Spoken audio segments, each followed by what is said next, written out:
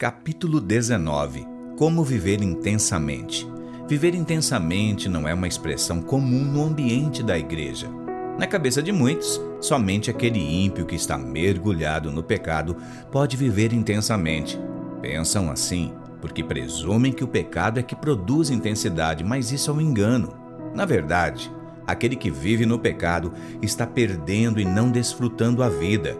Todo prazer tem um preço, e mais cedo ou mais tarde a conta chega para essas pessoas. Existem também aquela ideia de que somente os ricos podem realmente desfrutar dos prazeres da vida e que os outros deveriam se contentar com uma vida cheia de contas a pagar, trabalhos e dificuldades. Trata-se, porém, de outro equívoco.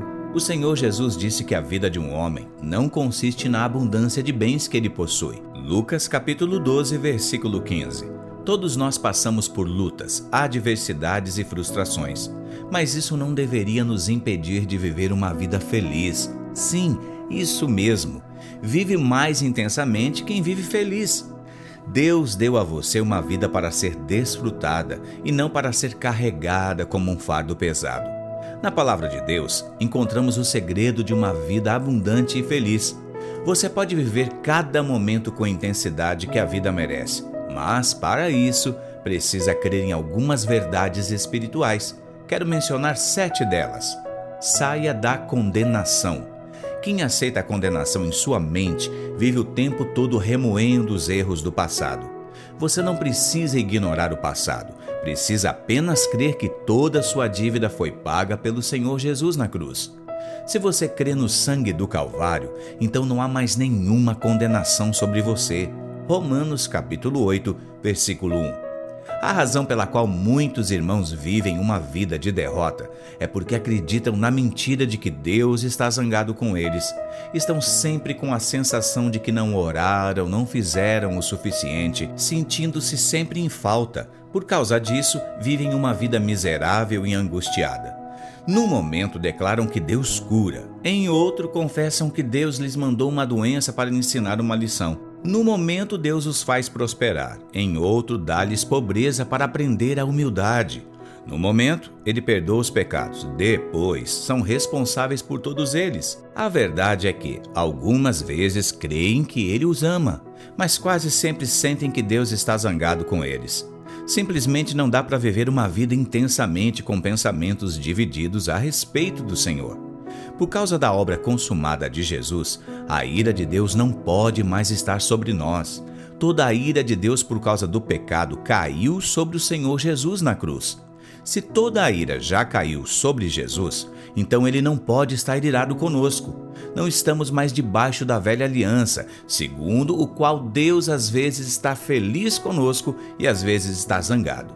Hoje Ele tem total prazer em nós por causa de Jesus. O pensamento de que Deus está algumas vezes zangado ou feliz com você de acordo com o seu desempenho fará de você uma pessoa doente. Esse pensamento não é bíblico. Você já é justo por causa de Cristo. Quanto mais revelação você tem da graça de Deus e do seu perdão, mais vai desfrutar e avançar sobre todos os desafios. O diabo, porém, tem martelado acusações em sua cabeça para que você se sinta o tempo todo condenado e culpado. O diabo é o mestre do legalismo e procura lembrá-lo o tempo todo do quão indigno você é. Ele é acusador dos irmãos. Certamente, você já teve pensamentos do tipo: como você ainda consegue chamar a si mesmo de cristão? Você é um hipócrita. Pare de orar. Deus nunca vai ouvir sua oração. Olhe para você. Você nunca vai dar nada na vida. Isso tudo é mentira do diabo. Ele está usando a lei para acusá-lo e fazê-lo consciente de toda a sua inferioridade. Entretanto, a verdade é que você está em Cristo e por causa do seu sangue não há mais nenhuma condenação sobre você. Por meio do sacrifício de Jesus, você foi feito justo sem que suas obras contassem para isso. Você foi feito justiça de Deus em Cristo Jesus. Vamos lá, levante sua cabeça. Você foi chamado para viver uma vida transbordante. Você foi criado para desfrutar a vida com intensidade. A condenação do diabo em sua mente o está privando disso, mas você pode ser livre agora, ser e declarar que seu passado foi apagado pelo sangue de Jesus. Rejeitar a condenação não significa que não haverá mais nenhum tipo de avaliação em sua vida. Você deve se avaliar, mas faça isso para crescer. Aprenda com os erros e rejeite toda acusação. Viva em paz. Não dá para viver uma vida intensamente se não temos paz em nosso coração. Infelizmente, muitos daqueles que receberam a Cristo ainda vivem uma vida sem paz. É a paz que lhe permite desfrutar cada momento com vida com intensidade. Quando falo de paz, estou me referindo a 3 dimensões. A primeira está em Romanos capítulo 5, versículo 1, onde se descobre que fomos justificados pela fé. Por isso, agora temos paz para com Deus. A paz com Deus é saber que sobre nós não há mais nenhuma condenação. A segunda dimensão da paz é o descanso. Essa paz nós precisamos buscar. Hebreus capítulo 4 diz que precisamos nos esforçar para entrar no descanso. O descanso é a Canaã no Novo Testamento. Esse descanso é paz. Servimos a Deus no descanso. Lembre-se de que a obra de Deus não pode consumi-lo. Deus não precisa usá-lo como combustível na obra dele. A maior de todas as bênçãos é que recebemos é a salvação, e ela é recebida quando descansamos. Se salvação é recebida assim, por que as outras bênçãos não seriam dadas de outra forma? Todas as bênçãos são recebidas pelo descanso da fé. Deus deseja que vivemos no descanso, porque a fé é o descanso. Você consegue perceber que quem está tranquilo e descansado realmente desfruta da vida? Não há vida fora do descanso. Não há descanso fora do Senhor. Descansamos quando lançamos no Senhor toda a nossa ansiedade. A condenação nos prende ao passado e a ansiedade nos prende ao futuro, o qual desconhecemos. O ansioso sofre antecipadamente. Essas duas coisas nos impedem de viver o presente. O único momento no qual podemos viver é o presente. Mesmo assim, ainda podemos estar cheios de medo. O medo também nos impede de desfrutar a vida. Como se livrar do medo? Em 1 João capítulo 4, versículo 17 ao 19, diz que, quando entendemos que somos amados pelo Pai, esse amor lança fora todo medo do nosso coração. Tenha boas expectativas. Esteja ciente do amor de Deus por você. Acorde todos os dias de manhã e declare: eu sou amado. Deus tem coisas tremendas para mim. Eu fui escolhido. É maravilhoso saber que Deus Pai nos ama do mesmo modo que ama a Cristo. Seu amor por nós não depende de nosso comportamento. É isso que está escrito em João capítulo 17, versículo 23. Nada é mais valioso para Deus do que seu Filho Jesus. No entanto, Ele o entregou para nos ter. Esse é o valor que temos para Ele. Parece loucura, mas creio que Jesus nos amou mais do que a si mesmo. Você crê nisso? Deixe-me dar algumas provas. Em Filipenses capítulo 2, versículo 3, o Senhor nos diz que devemos considerar os outros superiores a nós mesmos. Como nos daria essa ordem se Ele mesmo não a praticasse? É assim que Ele nos ama. Ao morrer na cruz, Ele o fez porque nos considerou superiores a si mesmo, fazendo-se servo de todos. Romanos capítulo 12, versículo 10, diz que devemos amar uns aos outros com amor fraternal, preferindo-vos em honra uns aos outros. Jesus é o primogênito entre muitos irmãos e prefere em honra os irmãos e irmãs mais do que a si mesmo. Você viverá intensamente quando entender o quanto é amado. É assim porque quem sabe que é amado espera coisas boas do futuro. Quem sabe que é amado tem certeza de que as bênçãos dos céus estão vindo diretamente sobre ele. Você pode viver dias felizes e desfrutá-lo ao máximo. E isso não é um mero otimismo, mas é uma forte expectativa de que bons dias virão. A esperança bíblica não é como a esperança do mundo. No mundo, há apenas um otimismo, um pensamento positivo, mas a esperança bíblica está baseada na fidelidade de Deus. O mundo sempre diz que não devemos ter uma expectativa muito grande, mas o Pai nos desafia a ter grandes expectativas confiados nele. O mundo teme ficar desapontado, mas os que confiam no Senhor são cheios de uma expectativa positiva sobre o futuro. Você pode esperar coisas boas, porque Cristo se tornou o que você era para que você se torne o que Ele é. Ele recebeu o que você merecia, para que hoje você receba o que Ele merece.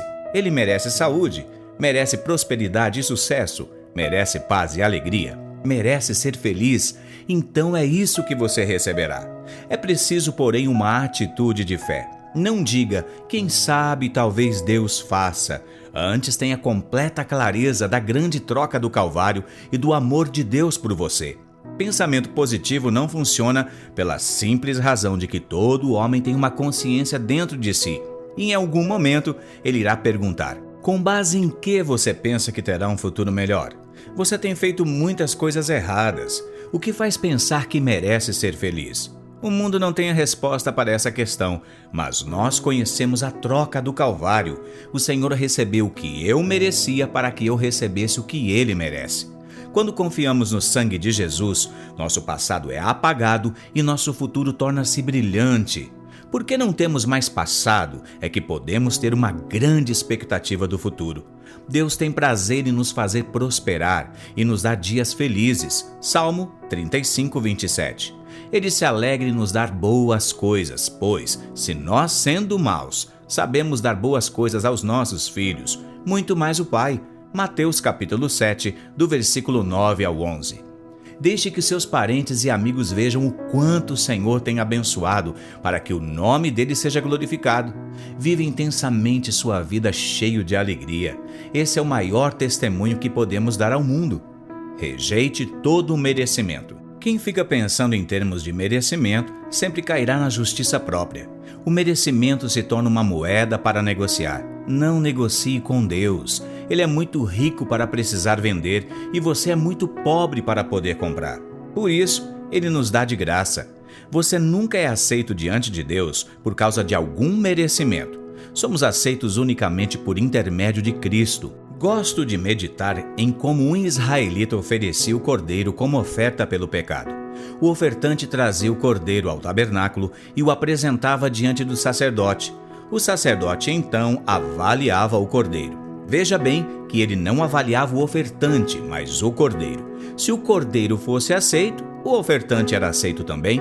Depois disso, o ofertante impunha as mãos sobre o animal. Nesse momento, duas coisas aconteciam. Os pecados do ofertante eram transferidos para o cordeiro e a justiça do cordeiro era transferida para o ofertante. Logo em seguida, o animal era morto.